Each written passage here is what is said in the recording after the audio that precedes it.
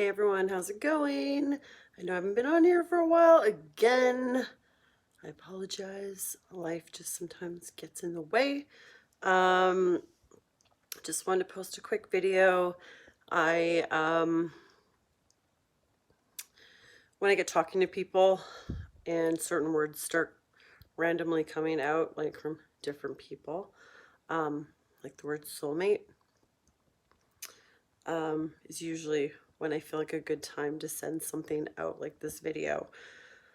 I came across a good article a long time ago, so I just thought I would go through it quickly, and it's something that I've always believed in for a really long time. I mean, most of us are told that and taught that we've one soulmate in our life, and to meet the one soulmate, and I guess was a believer in that when I was a lot younger. I would say now, and for quite a while, I've been on the other side of it, which is like this article. I believe we don't have one soulmate in our life. I believe that we have many soulmates in our life.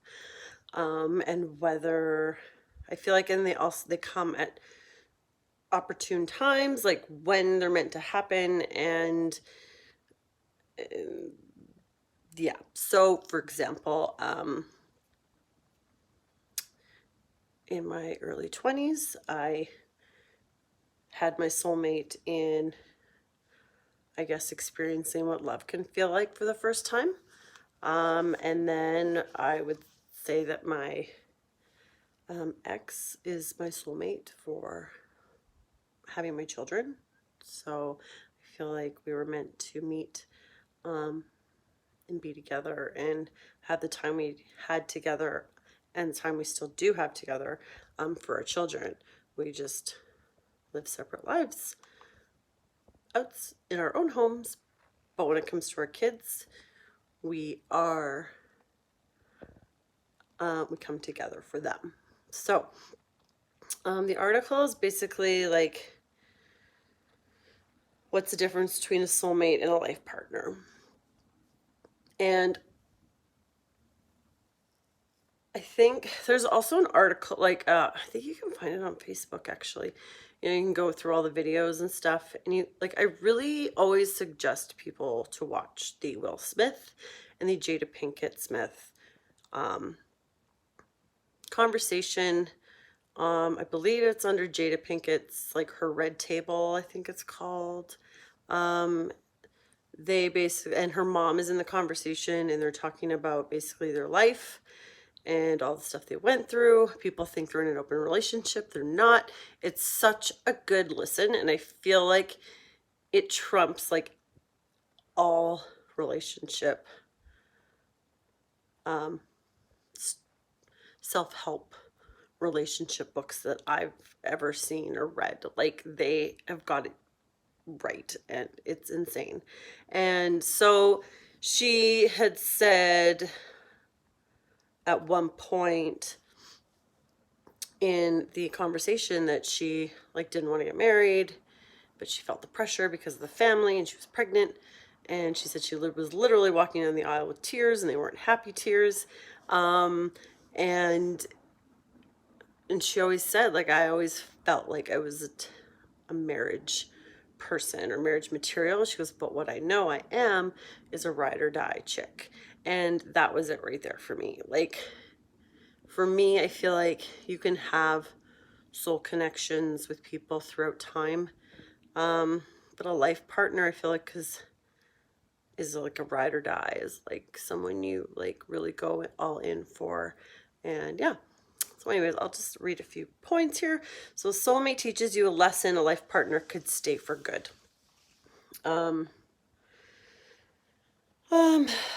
Friends, relatives, and intimate partners are the people who usually become our soulmates. They enter our lives to teach us something that we need to understand. Once we learn the lesson, their task is fulfilled. So a soulmate could now leave your life, but sadly, This costs a lot of emotional suffering. A life partner comes into your life to stay for good. Your life partner encourages your interests. This person is one who supports you and motivates you to take risks. Unlike the soulmate, a life partner stays no matter the circumstances.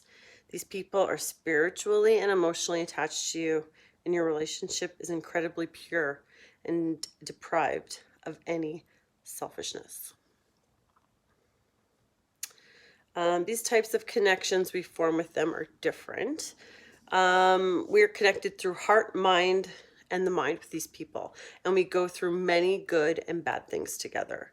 The relationships we build with them are important, but unfortunately these relationships must sooner or later come to an end, because soulmates come to teach karmatic lessons that need to be learned in this life. And once the lesson is given, they could leave or stay in our lives as friends. On the other side of the coin are life partners who arrive in our lives at a time when we have accepted ourselves and have become aware of our self-worth. We no longer need a person to make us better. And the same goes for our life partner. You and your life partner are two individuals who feel complete, and that helps create a long-lasting relationship. And that is what I tell people all the time. New people who are freshly separated or just broken up, the feeling of loneliness sucks, but you need to be able to be alone before you can accept someone in your life. You need to be fulfilled yourself before you can accept someone in your life. If you're not happy with yourself, you're just going to bring in all those issues into the relationship, and it's not going to work. Like, you need, and it will happen when the time is right. Like it says here, like basically when the universe says it's time, it's time. So until then, you need to keep working on yourself. So I still do all the time. I do it kind of in like little sections. Like if I feel like I need to kind of work on my mental state, I'll try to do more. I'm starting to do a little bit more meditation. If I feel like I need to work on more my physical state, I'll try to work out more. It's just kind of not doing everything at once, because then you're just going to overwhelm yourself and quit. Soulmates have a spiritual bond, and life partners connect intellectually and emotionally. Soulmates are very deeply connected with each other, but as previously mentioned above, our soulmates could be a friend, a relative, or a partner, of course. Our connection to this person is so strong that we can even feel their desires and sometimes read their thoughts. Soulmates do not need to talk to communicate with each other. They're too familiar with what the other person is feeling or thinking. Life partners start their relationship as a romance. Initially, they feel physically attracted to each other, then comes the interest to get to know the other person more deeply. The relationship evolves because partners feel comfortable together. They have common interests and stimulate each other intellectually and emotionally. Soulmates help us grow as people. Life partners give us comfort. If you meet your soulmate, you'll feel as if you've been close with them for a long time. You get along exceptionally well with the other person and they think the same way. You might have also experienced the same things as them in your life, and this is the reason why you and your soulmate could build such an influential relationship with each other. However, we shouldn't forget that a soulmate's purpose is to help us to become better people, not to stay with us forever. It keeps repeating stuff, but I think it needs to, because sometimes we tend to forget these things. The relationship with your life partner, however, is not like that in the first place. Life partners have experienced different things. They come from different backgrounds, but thanks to the connection between you and your life partner is the strongest one. Life partners are not like an open book to one another. And this makes their life together interesting. What is more, they feel comfortable with each other the whole time. They don't share only intimate moments, but they also build a friendship. And 5, sometimes a soulmate helps us move on. A life partner comes when we're ready to settle. Another time when a soulmate could come into our life is when we need to move on from something. A soulmate could be the person to help us put an end to a problematic relationship. However, the love of a soulmate is not easy either. Usually the relationship with a soulmate is full of obstacles. The reason is that we need to learn important things. And after we've learned what we had to, we could move on from this relationship as well. The relationship with a life partner is much more comfortable. It starts effortlessly, and this bond becomes stronger during the everyday life. The focus is on the present moment. There are no burdens. The relationship with a life partner is most likely to end in a healthy marriage. It's just that both people are ready to create a partnership based on a strong emotional and intellectual connection. It happens that our soulmate is our life partner as well. This is when the relationship between the two partners is profoundly spiritual, intellectual, and emotional. You learn your life lessons together and you stay together as you found that you fulfill each other's needs at all possible levels. But often a life partner and a soulmate are not the same people. We should not forget which are the most significant differences between them. A soulmate is someone who is very similar to us and comes into our lives to teach us valuable lessons. And a life partner is a person who we would probably spend our time and who we will meet when we are at peace with ourselves. After all, every person teaches us something, so you shouldn't feel sad if your soulmate leaves your life. Keep the lessons you've learned and then move on, and don't forget that your life partner is out there somewhere. Have you met your life partner? Have you found your true soulmate? I'd like to hear if you have. And that's exactly how I feel. I feel like I don't regret situations or people I've been with. I take it as a learning experience. I build from that as a person and I move on from it. And I try not to make those mistakes again.